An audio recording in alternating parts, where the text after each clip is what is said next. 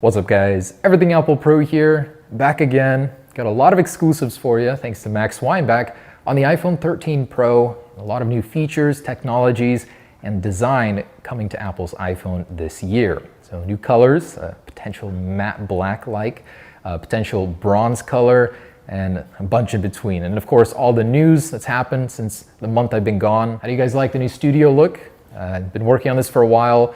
So between this and a new render farm, new camera overhaul, and of course working on our case company, it's been busy, but hopefully regular videos from here on out. Now as for Phone Rebel, Gen 2 Rebel is now sold out. We hope to restock in mid-April. We had to retool all of our molds. Want to make sure that you guys get the best quality, which people have been raving about. MagSafe, super strong, and our clear case is still available. About to sell out of the 12 Pro Max. Got about 250 left.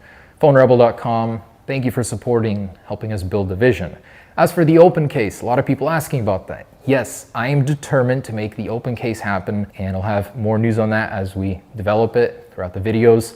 But it's hard. This stuff is expensive. You guys would not believe it. Thank you for supporting. Let's get into the video. So I'd like to set the tone for this video by mentioning the Information's article on Apple's new stricter guidelines for their in-company, in-manufacturing processes to prevent future leaks. And this includes location beaconing, more cameras, just more surveillance all around. Yeah, Apple's going ham on trying to stop the leaks. They've tried it before, let's see if it works this time.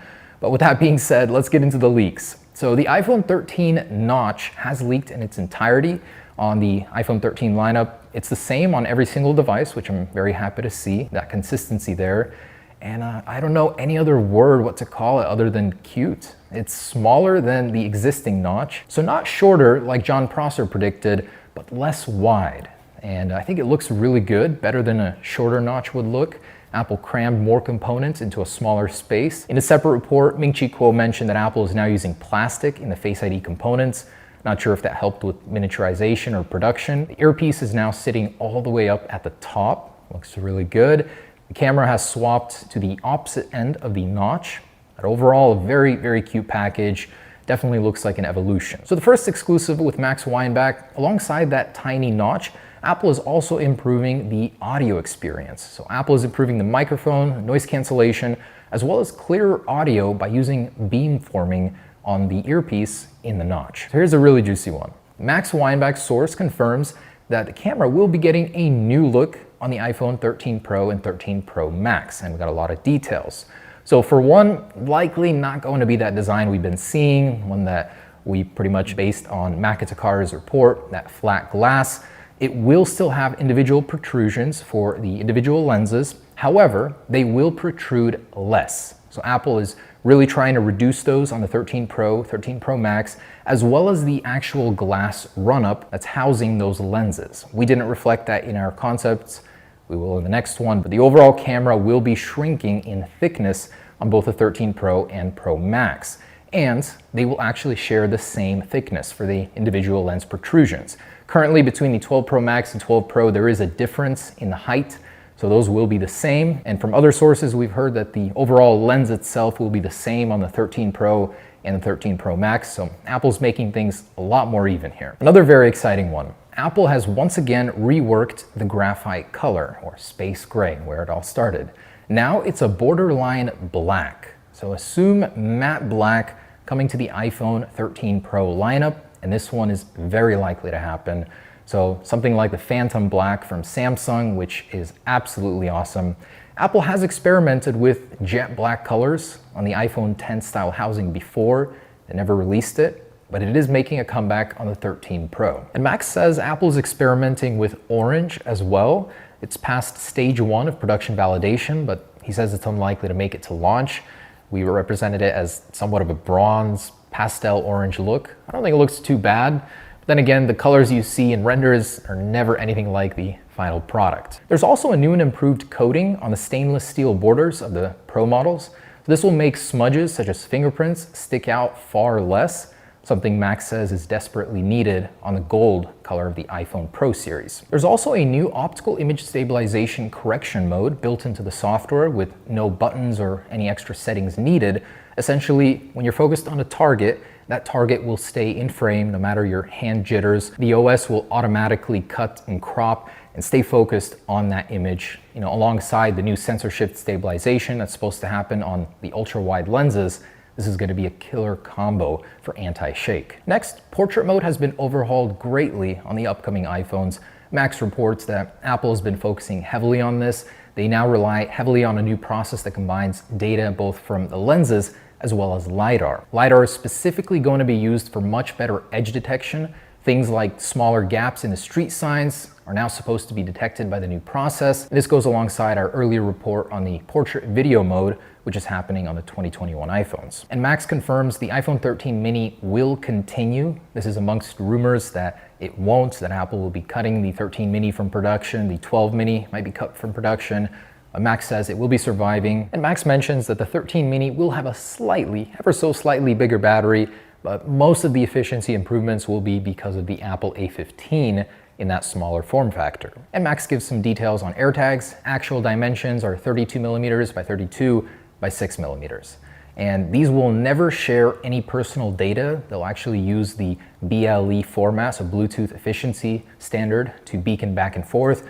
Never actually sharing any of your personal data, but still being able to connect to a vast sea of devices, any device it encounters, essentially. And yes, Max mentions that we should be seeing some sort of Apple action here somewhat soon, potentially an event, maybe WWDC announcement, or just straight product drops, but something is brewing. And a source from retail tells Max to expect 3 new categories, and that's a tablet, wearable, and accessories. Max expects AirTags to be an accessory, and he estimates the price will be $39. We're likely to see new colors for solo loops, as well as the new iPad Pros. And that concludes our exclusives with Max Weinbach. Thanks, Max. Always a pleasure. So, moving on to the other news, Ming-Chi Kuo published quite a heavy report on the iPhone 13s, everything detailed inside. So first off, he states, yes, a tiny notch is happening. He also states 120 Hz displays will be happening. And recently we just heard that Samsung will be the one to produce these displays, so they will be high quality. And LTPO is what's needed for an always-on display feature, something me and Max have leaked earlier in the last video. And Lightning is staying. So the portless design, which he previously leaked, is not happening this year, not even on one iPhone. He says that Apple will continue to use Lightning until they switch to a portless future. So there is absolutely no chance that Apple will incorporate USB-C on the iPhone. They're going all in on a portless design. And speaking of, there's been a very recent patent on MagSafe and a physical port for MagSafe. All the pins have been detailed. It essentially could be a universal MagSafe connector. We heard that MagSafe is coming back to the new MacBook Pros. There's potential for an ecosystem here instead of just a puck. And I think that's a better alternative than having to remove your SIM card to do a hard reset via a hidden port. And speaking of MagSafe, from John Prosser, he reports that the MagSafe battery pack Apple is working on, there are apparently 2 versions, one which will be capable of reverse charging. On the opposite end, your accessories such as AirPods, maybe even AirTags. But yeah, Apple is exploring the MagSafe battery pack ecosystem. I'm very excited for it. Now, contrary to what we've heard before, Ming-Chi Kuo reports that all 4 iPhones this year will have larger batteries and be heavier as a result. Apple had to clear some room inside. One of the ways they did that was by combining the SIM card tray or embedding it into the logic board. So it will no longer be a removable part. So on a clip like it currently is on the 12 series, more condensing, less easier to repair, but a better battery life. Also from Ming-Chi Kuo, he reports that LiDAR will stay exclusive to the iPhone 13 Pro and 13 Pro Max. So the 13 and 13 mini will not be receiving it. Contrary to that, Wedbush analysts report that yes, the 13 and 13 mini will be getting a LiDAR sensor. I mean, I trust Kuo more here.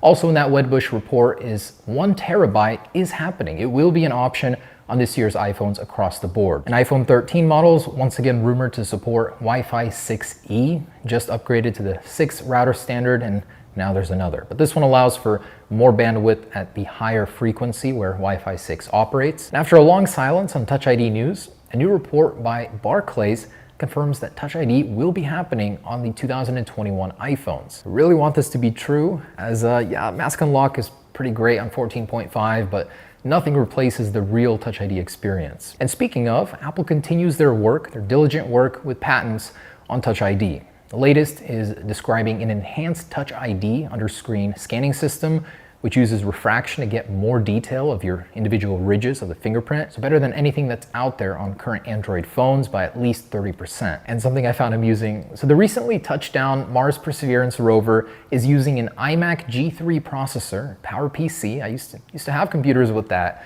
and is up on Mars. Heavily modified for cooling and whatnot, $200,000 price tag, but goes to show you how bulletproof those processors were. Oh, and I'm very happy to see that Pwn has jailbroken the iPhone 12 lineup up to 14.3. Always happy to see that jailbreak continues in spite of it all. Anyways, guys, thanks for watching. Try and have regular uploads from here on out. But yeah, let me know what you guys think about the studio and suggestions. Thanks for watching. Peace.